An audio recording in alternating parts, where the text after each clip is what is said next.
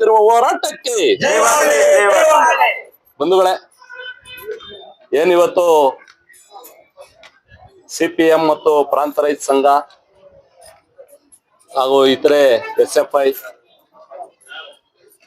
ಎಲ್ಲ ಒಟ್ಟಿಗೆ ಸೇರ್ಕೊಂಡು ಇವತ್ತೇನು ನಮ್ಮ ಜನರಿಗೆ ಏನ್ ಹಕ್ಕುಗಳು ಸಿಗ್ಬೇಕಾಗಿದೆಯೋ ಆ ಹಕ್ಕುಗಳೆಲ್ಲಾನು ಆಳುವಂತ ಸರ್ಕಾರಗಳು ನಮಗ್ ಗೊತ್ತಿಲ್ದೇನೆ ಕಿತ್ತಾಕ್ತಾ ಇದ್ದಾವೆ. ಎಷ್ಟೋ ಜನ ನಮಗ್ ಗೊತ್ತಿದೆ ಅಂತಂದ್ರೇನು ನಮಗ್ ಗೊತ್ತಿಲ್ದೇನೆ ಸರ್ಕಾರಗಳು ಇನ್ನರ್ ಆಗಿ ಕಿತ್ತು ಬಿಸಾಕ್ತಾ ಇದ್ದಾವೆ. ಇವತ್ತು ಹೋರಾಟಗಾರರೇನಾದ್ರೂ ಇಲ್ಲ ಅಂತಂದ್ರೆ ಇದನ್ನ ಪ್ರಶ್ನೆ ಮಾಡೋವರೇ ಇಲ್ಲ. ನೀವು ಅರ್ಥ ಮಾಡ್ಕೊಬೇಕು, ಬಂದಿರ್ತಕ್ಕಂಥ ಹೆಣ್ಮಕ್ಳು ಇವತ್ತೇನಾದ್ರೂ ಹೋರಾಟಗಾರರು ಪ್ರಶ್ನೆ ಮಾಡೋರಿಲ್ಲ ಅಂತಂದ್ರೆ ನಮ್ಮ ಹಕ್ಕುಗಳನ್ನೆಲ್ಲ ದಿನೇ ದಿನೇ ದಿನೇ ದಿನೇ ಎಲ್ಲ ಕಿತ್ತು ಬಿಸಾಕ್ತಾರೆ. ಇದನ್ನ ಪ್ರಶ್ನೆ ಮಾಡ್ಬೇಕು ಅಂತಂದ್ರೆ ನೀವು ಕೈ ಜೋಡಿಸಿದ್ರೇನೆ ನಾವು ಪ್ರಶ್ನೆ ಮಾಡ್ಬೋದು. ನೀವು ಕೈ ಜೋಡಿಸ್ಲಿಲ್ಲ ಅಂತಂದ್ರೆ ನಾವು ಪ್ರಶ್ನೆ ಮಾಡ್ಲಿಕ್ಕೆ ಆಗಲ್ಲ. ಇಂಥ ಒಂದು ಕಾಲಘಟ್ಟದಲ್ಲಿ ಇವತ್ತೇನು ಬಹಳಷ್ಟು ಉತ್ತಮವಾದಂತಹ ಒಂದು ಬೇಡಿಕೆಗಳನ್ನ ಇಲ್ಲಿ ತಾಲೂಕ್ ಕಚೇರಿಯ ಆವರಣದಲ್ಲಿ ಇಟ್ಕೊಂಡು ಇವತ್ತು ಪ್ರತಿಭಟನೆ ಮಾಡ್ತಾ ಇದ್ದೀವಿ. ಮೊದಲನೇದಾಗಿ ಏನು ಒಂದು ರೇಷನ್ ಕಾರ್ಡ್ ಅಂತೇಳಿ ಹೇಳ್ಕೊಂಬಂದ್ರು. ರೇಷನ್ ಕಾರ್ಡು ಇವತ್ತು ಬೇಕಾಗಿರ್ತಕ್ಕಂಥದ್ದು BPL ಗೆ ಸರ್ಕಾರ 10 kg ಅಕ್ಕಿ ಕೊಡ್ತಾ ಇದೆ. ಓಕೆ, 10 kg ನಲ್ಲಿ ನಾವು ಎಷ್ಟು ದಿನ ಜೀವನ ಮಾಡಕ್ಕಾಗ್ತದೆ? ಎಷ್ಟು ದಿನ ಜೀವನ ಮಾಡ್ಬೋದು? ಅಮ್ಮಮ್ಮ ಅಂದ್ರೆ ಒಂದು 4 ರಿಂದ 5 ದಿನ, 6 ದಿನ, ಇಲ್ಲ ಒಂದು 8 ದಿನ. ಇಂಥ ಒಂದಿದ್ರಲ್ಲಿ ಇರೋ ರೇಷನ್ ಕಾರ್ಡ್ ಕಿತ್ಕೊಂಡ್ಬಿಡ್ತಾರೆ ಅಂತಂದ್ರೆ ಸರ್ಕಾರ ಏನು ಇವ್ರ ಅಪ್ಪಂದ? ಯಾರು ರೇಷನ್ ಕಾರ್ಡ್ಗಳನ್ನ ಹಿಂಪಡಿತಾ ಇರ್ತಾರೋ ಅವರಪ್ಪಂದ ಸರ್ಕಾರ ಕೊಟ್ಟಿರೋದು ನಾವು, ಮತ ಹಾಕಿರೋದು ನಾವು. ಮತವನ್ನು ಕೊಟ್ಟು ನಮ್ಮ ಜನರ ಒಂದು ಕಷ್ಟ ಸುಖಗಳನ್ನ ನೋಡ್ಕೊಳ್ಳಯ್ಯ ಅಂತೇಳಿ ಗೆಲ್ಲಿಸಿ ಕಳಿಸಿರೋದು ವಿಧಾನಸೌಧಕ್ಕೆ ನಾವು. ನಮ್ಮ ಸಮಸ್ಯೆಗಳನ್ನ ನೀವು ಕಿತ್ತಾಕ್ತೀರಿ ಅಂತಂದ್ರೆ ಅಂತ ಒಂದು ಸರ್ಕಾರಗಳು ನಮ್ಗೇನ್ ಬೇಕು?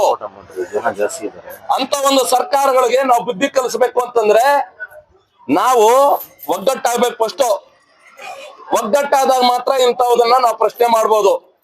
ಮತ ಕೇಳಕ್ ಬರ್ತಾರೆ. ಮತ ಕೇಳಕ್ ಬಂದಾಗ ಬಹಳಷ್ಟು ಜನ ಹೆಣ್ಣು ಮಕ್ಕಳು ಇವತ್ತು ಹೆಣ್ಣು ಮಕ್ಕಳನ್ನೇ ಒಂದು ಗುಂಪುಗಳು ಮಾಡ್ಕೊಂಡು ಹೆಣ್ಣು ಮಕ್ಕಳನ್ನೇ ಯಾಮಾರಿಸ್ತಾ ಇರ್ತಾರೆ.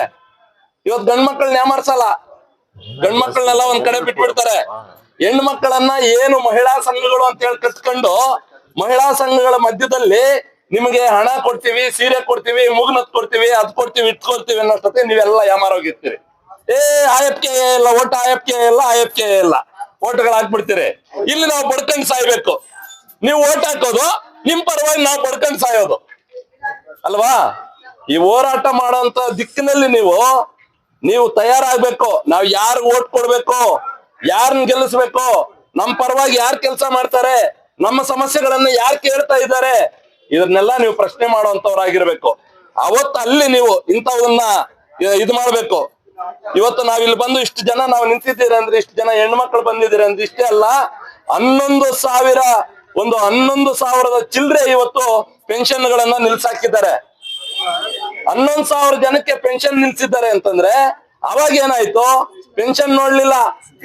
ನಮ್ಗೆ 2,500 ರೂಪಾಯಿ ನಮ್ಮ ಅಕೌಂಟ್ ಬರ್ತಾ ಇದೆ, ಫ್ರೀ ದುಡ್ಡು ಹೊಸ ಒಂದೇ మేము ಓಟ್ಲೇ ಇಲ್ಲ. ಓಟ್ಗಳು ಹಾಕಿದ್ರೆ ಕಲ್ಸಿದ್ರೆ ಇವತ್ತು ಪೆನ್ಷನ್ ನಿಲ್ಸಾಕಿದ್ರು ಅಲ್ವಾ?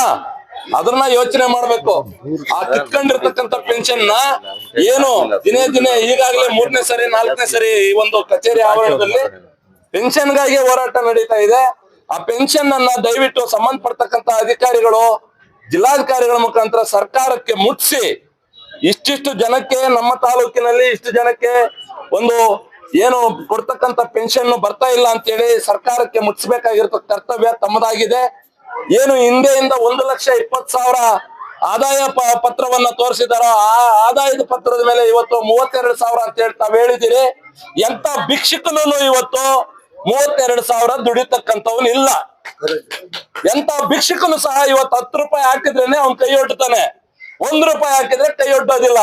10 ರೂಪಾಯಿ ಅಂದ್ರೆ ದಿನಕ್ಕೆ ಅವನು ಕನಿಷ್ಠ 500 ರೂಪಾಯಿ ಸಂಪಾದನೆ ಮಾಡಿದ್ರೆ ತಿಂಗಳಿಗೆ 15,000 ರೂಪಾಯಿ ಮಾಡ್ತಾನೆ.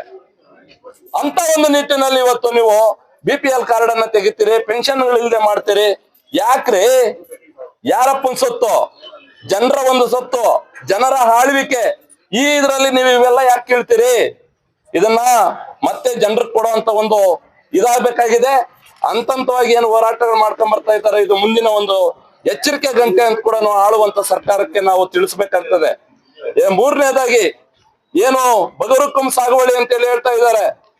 57, 53 ಹಾಕಿರ್ತಕ್ಕಂಥದ್ದೇ ಇನ್ನು ಹಲವಾರು 53 ಅರ್ಜಿಗಳು ಪೆಂಡಿಂಗ್ ಇದೆ ತಮ್ಮಲ್ಲಿ. ನಿಮ್ಮಲ್ಲಿ ಎಷ್ಟೇ ಗೊಂದಲಗಳು ಇರ್ಲಿ, ಸರ್ಕಾರ ಇದಾಗಿರ್ಬೋದು, ಜನಪ್ರಿಯ ಶಾಸಕರದು ಬೇರೆ ಪಕ್ಷ ಆಗಿರ್ಬೋದು, ಜನರ ಸಮಸ್ಯೆಗಳ ಕಡೆ ಗಮನ ಕೊಡಿ ದಯವಿಟ್ಟು. ರೈತರ ಕಡೆ ಗಮನ ಕೊಡಿ, ಹೆಣ್ಣು ಮಕ್ಕಳ ಕಡೆ ಗಮನ ಕೊಡಿ. ಯಾಕೆ ವಿತಂಡವಾದಗಳು ಮಾಡ್ತೀರಿ? ನಾವು ಗಮನಿಸ್ದಂಗೆ ಬಹಳಷ್ಟು 53 ಹಾಕಿರ್ತಕ್ಕಂಥವೇ ಇನ್ನೂ ಹಲವಾರು ಅರ್ಜಿಗಳು ಇಲ್ಲಿ ಪೆಂಡಿಂಗ್ ಇದ್ದಾವೆ. ಅವುಗಳನ್ನ ಪ್ರತಿ ಹಂತದಲ್ಲೂ ಅದನ್ನ ಕ್ಲಿಯರ್ ಮಾಡಿಕೊಟ್ಟು 57 ಹಾಕಿರ್ತಕ್ಕಂಥವ್ರದ್ದು 14,000 ಅರ್ಜಿ ಇದೆ. 14,000 ಅರ್ಜಿಯಲ್ಲಿ ಯಾಕೆ ತಾವೆಲ್ಲಾನು ರಿಜೆಕ್ಟ್ ಮಾಡ್ತಾ ಇದ್ದೀರಿ? 13,000 ರಿಜೆಕ್ಟ್ ಆಗಿದೆ. ರಿಜೆಕ್ಟ್ ಆಗ್ತಾ ಇದ್ದೀರಿ ಯಾಕೆ? ನಮ್ಮಲ್ಲಿ ಜಮೀನ್ ಇಲ್ವಾ? ನಮ್ಮ ತಾಲೂಕಿನಲ್ಲಿ ಎಷ್ಟು ಎಕರೆಗಳು ಜಮೀನ್ ಇದೆ ಅನ್ನೋದು ನಾವು ಮುಂದಿನ ದಿನಗಳಲ್ಲಿ ಅಂಕಿಅಂಶ ನಾವೇ ಕೊಡ್ತೀವಿ. ಎಷ್ಟು ಭೂಮಿ ಹಂಚಿಕೆ ಆಗಿದೆ, ಎಷ್ಟು ಉಳಿಕೆ ಇದೆ ಅನ್ನೋದ್ರ ಬಗ್ಗೆ ನಾವು ಮಾಹಿತಿ ಕೊಡ್ತೀವಿ. ತಮ್ಮನ್ನು ಕೇಳಿದ್ರೆ ನಮ್ಮಲ್ಲಿ ಭೂಮಿ ಇಲ್ಲ ಅಂತೀರಿ. ಭೂಮಿ ಉಳಿಕೆ ಇರೋ ಅಂಕಿಅಂಶಗಳು ನಾವು ಕೊಡ್ತೀವಿ.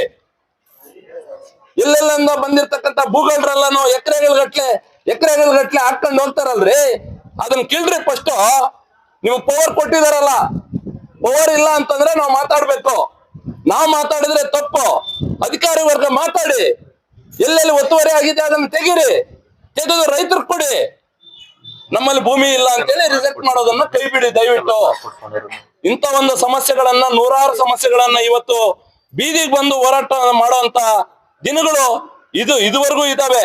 ಈ ಹಿಂದೆ ಅಂತಂದ್ರೆ ಏನೋ ಅಷ್ಟು ಜ್ಞಾನವಂತರ ಇರ್ಲಿಲ್ಲ, ಇನ್ನಷ್ಟು ಹೋರಾಟಗಳು ಮಾಡ್ತಾ ಇದ್ವಿ.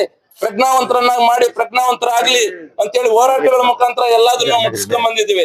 ಇನ್ನೂ ನಾವು ಪ್ರತಿಭಟನೆಗಳೇ ಮಾಡ್ತಾ ಇರ್ಬೇಕಾದ್ರೆ ನಮ್ಮ ಹಕ್ಕು ಏನಾದ್ರು ಕೇಳಬೇಕು ಅಂತಂದ್ರೆ ನಾವ್ ಇವತ್ತು ಬೀದಿಗೆ ಇಳಿದೆ ಹೋರಾಟ ಮಾಡ್ಬೇಕು. ಹೋರಾಟ ಮಾಡಿನೇ ನಾವು ಹಕ್ಕನ್ನ ಪಡಿಬೇಕು ಅಲ್ವಾ?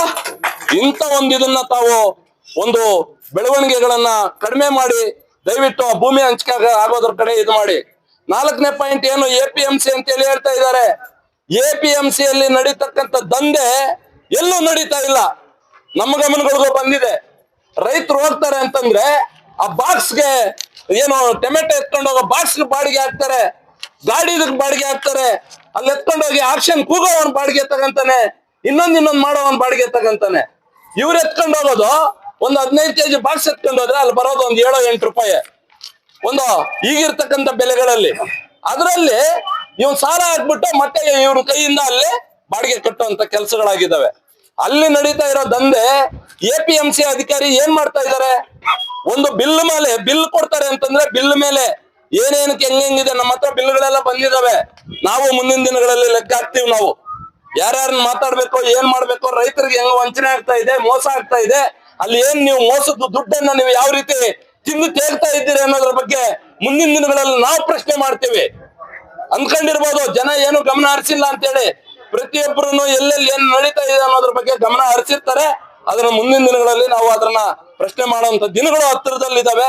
ಅಂತ ಒಂದು APMC ಅಧಿಕಾರಿಗಳು ದಯವಿಟ್ಟು ಕೂಡಲೇ ಆ ಕಡೆ ಗಮನ ಹರಿಸಿ ಅಲ್ಲಿ ನಡೀತಾ ಇರ್ತಕ್ಕಂಥ ದಂಧೆಯನ್ನ ತಾವು ನಿಲ್ಲಿಸಲಿಲ್ಲ, ನಿಮ್ಮ ವಿರುದ್ಧವಾಗಿ ನಾವು ಧ್ವನಿ ಎತ್ತಬೇಕಾಗ್ತದೆ ಮುಂದಿನ ದಿನದಲ್ಲಿ ಅಂತೇಳಿ ನಾವು ಈ ಒಂದು ಹೋರಾಟದ ಮುಖಾಂತರ ತಿಳಿಸ್ತಾ ಇದ್ದೀವಿ. ಕೊನೆಗೆ ಏನು ಬಸ್ಸಿನ ವ್ಯವಸ್ಥೆಗಳು ಈ ಹಿಂದೆ ಕೊರೋನಾ ಹಿಂದೆ ಗ್ರಾಮೀಣ ಭಾಗದಲ್ಲಿ ಪ್ರತಿ ಹಳ್ಳಿಯಲ್ಲೂ ಒಂದೊಂದು ಬಸ್ ಅನ್ನ ನಿಲ್ಲಿಸ್ತಾ ಇದ್ರು. ಸಮಸ್ಯೆ ಬಂದ್ರೆ ಬೆಳಿಗ್ಗೆ ಎದ್ದು ಒಂದು 5 ಗಂಟೆಗೆ ನಮ್ಮ ಊರಿಂದ ಬಸ್ ಹೋಗ್ತಾ ಇದೆ ಅಂತಂದ್ರೆ ಸಮಸ್ಯೆಗಳು ಇರ್ತಕ್ಕಂಥವ್ರು ಆ ಒಂದು ಗ್ರಾಮದಲ್ಲಿ ಇರ್ತಕ್ಕಂಥ ಬಸ್ಗೆ ಎದ್ದು ಆ ಒಂದು ಸಮಸ್ಯೆಗಳನ್ನ ಬಗೆಹರಿಸ್ಕೊಳಕ್ ಬರ್ತಾ ಇದ್ರು. ಕೊರೋನಾ ಹೋಯ್ತು. ಕೊರೋನಾ ಹೋಗಿ 7 ವರ್ಷ 6 ವರ್ಷ ಆಗ್ತಾ ಇದೆ. ಯಾಕೆ ಮೊದಲಂಗೆ ನೀವು ಬಸ್ಗಳನ್ನ ನೈಟ್ ಆಟ ಕಳಿಸ್ತಾ ಇಲ್ಲ? ಯಾಕೆ ಕಳಿಸ್ತಾ ಇಲ್ಲ? ಏನ್ ನಿಮ್ಗೆ ತೊಂದ್ರೆ ಏನಾಗಿದೆ? ನಿಮಗೆ ಏನಾದ್ರು ಸರ್ಕಾರ ಹೇಳಿದ್ಯಾ ಕಳಿಸ್ಬೇಡ್ರಿ ಅಂತ? ನಮ್ಮ ತಾಲೂಕು, ನಮ್ಮ ಹಳ್ಳಿ, ನಮ್ಮ ಜನ, ನಮಗೆ ನೀವು ಸೌಕರ್ಯ ಮಾಡ್ಕೊಡ್ಲಿಲ್ಲ ಅಂತಂದ್ರೆ ನೀವೇನಕ್ ಬೇಕ್ರಿ? ನೀವೇನು ಬೇಕು? ನಮ್ಮ ಜನನ್ ಕಾಪಾಡ್ಕೊಳಕ್ ಆಗ್ತಾ ಇಲ್ಲ ಅಂತಂದ್ರೆ ನೀವ್ ಯಾಕಿರ್ಬೇಕಿಲ್ಲ. ಇವುಗಳಿಗೆಲ್ಲ ಮುಂದಿನ ದಿನಗಳಲ್ಲಿ ಸಂಬಂಧಪಡ್ತಕ್ಕಂಥ ತಾಲೂಕಾ ದಂಡಾಧಿಕಾರಿಗಳು ಕೂಡಲೇ 32 ಇಲಾಖೆಯ ಅಧಿಕಾರಿಗಳನ್ನ ಕಳಿಸಿ, ಮುಖಂಡರನ್ನ ಕರೆಸಿ, ಮಹಿಳಾ ಸಮಸ್ಯೆಗಳನ್ನ ಇರ್ತಕ್ಕಂಥದ್ದು, ಹಲವಾರು ಸಮಸ್ಯೆಗಳನ್ನ ಇರ್ತಕ್ಕಂಥದ್ದನ್ನ ಚರ್ಚೆ ಮಾಡ್ಬೇಕು. ಚರ್ಚೆಗೊಳಪಡಿಸದೆ ಸುಮಾರು ನಾನು ಹೇಳ್ತಾ ಇದ್ದೀನಿ, ಮೀಸಲಾತಿ ಕ್ಷೇತ್ರ ಆಗಿ ಇಂದಿಗೆ 20 ವರ್ಷ ಆಗ್ತಾ ಇದೆ. 20 ವರ್ಷದಲ್ಲಿ ಒಂದು ಜನರ ಸಮಸ್ಯೆಗಳನ್ನ ಇಟ್ಕೊಂಡು ತಾಲೂಕಾ ದಂಡಾಧಿಕಾರಿಗಳು ಈ ದಂಡಾಧಿಕಾರಿನಲ್ಲ, ಯಾವೊಂದು ದಂಡಾಧಿಕಾರಿನೂ ಸಹ ಇದುವರೆಗೂ ಜನರ ಸಮಸ್ಯೆಗಳ ಬಗ್ಗೆ ನೀವು ಸಭೆಗಳನ್ನ ಮಾಡಲಿಲ್ಲ. ನಿಮಗೆ ಧಿಕ್ಕಾರವನ್ನು ಹೇಳ್ತೀನಿ ಈ ಸಂದರ್ಭದಲ್ಲಿ. ಯಾಕೆ ಜನರ ಸಮಸ್ಯೆಗಳನ್ನು ಕೇಳೋದಕ್ಕೆ ನಿಮ್ಮಿಂದ ಆಗಲ್ವಾ? ತಾಲೂಕಾ ಮ್ಯಾಜಿಸ್ಟ್ರೇಟರ್ ಆಗಿರ್ತಕ್ಕಂಥವ್ರು ಪ್ರತಿ ಸಮಸ್ಯೆಯನ್ನು ಪ್ರತಿ 3 ತಿಂಗಳಿಗೊಂದು ಒಂದು ಬಾರಿ ಸಭೆ ನಡೆಸಬೇಕು. ನಿಮ್ಮ ಹಳ್ಳಿ ಸಮಸ್ಯೆಗಳೇನು, ಜನರ ಸಮಸ್ಯೆಗಳೇನು, ರೈತರ ಸಮಸ್ಯೆಗಳೇನು, ಭಿಕ್ಷುಕರ ಸಮಸ್ಯೆಗಳೇನು, ಇನ್ನೊಬ್ರ ಸಮಸ್ಯೆಗಳೇನು ಅನ್ನೋದನ್ನ ಕೇಳೋದ್ರ ಕಡೆ ಬರ್ಬೇಕ್ರಿ ಅಧಿಕಾರಿ ವರ್ಗ. ಅಧಿಕಾರಿ ನಿಟ್ಟಿರೋದು, ತಾಲೂಕಾ ದಂಡಾಧಿಕಾರಿಗಳಿರೋದು, ತಾಲೂಕ್ ಕಚೇರಿ ಇರೋದು ಜನರ ಸಮಸ್ಯೆಗಳನ್ನ ಆಲಿಸ್ಲಿಕ್ಕೆ. ಇದು ಯಾವ್ದನ್ನು ಆಲಿಸಕ್ ರೆಡಿ ಇಲ್ಲ ಅಂತಂದ್ಮೇಲೆ ನೀವ್ ಯಾಕಿರ್ಬೇಕು ಇದು ಒಂದು ತಾಲೂಕ್ ಕಚೇರಿಯಲ್ಲಿ? ಇದಕ್ಕೆ ತಾವು ಮುಂದಿನ ದಿನಗಳಲ್ಲಿ ಉತ್ತರ ಕೊಡ್ಬೇಕು. ಈ ಉತ್ತರಕ್ಕೆ ತಕ್ಕಂಗೆ ಎಲ್ಲಾ ಅಧಿಕಾರಿಗಳನ್ನು ಕರೆಸಿ ಇಲ್ಲಿ ಸಭೆ ನಡೆಸುವಂತವ್ದು ಆಗ್ಬೇಕು ಅಂತ ಹೇಳ್ತಾ, ನಾನು ಮಾತಾಡ್ಲಿಕ್ಕೆ ಅವಕಾಶ ಕೊಟ್ಟಿರ್ತಕ್ಕಂತ ಎಲ್ಲ ಬಂದಿರತಕ್ಕಂತ ಹೆಣ್ಮಕ್ಳಿಗೆ, ಮಾಧ್ಯಮ ಮಿತ್ರರಿಗೆ ಹಾಗೂ ಎಲ್ಲಾ ಹೋರಾಟಗಾರರಿಗೆ ವಂದಿಸಿ ನನ್ನ ಮಾತನ್ನ ವಿರಾಮ ಹೇಳ್ತೀನಿ. ಜೈ ಭೀಮ್, ಜೈ ಕರ್ನಾಟಕ.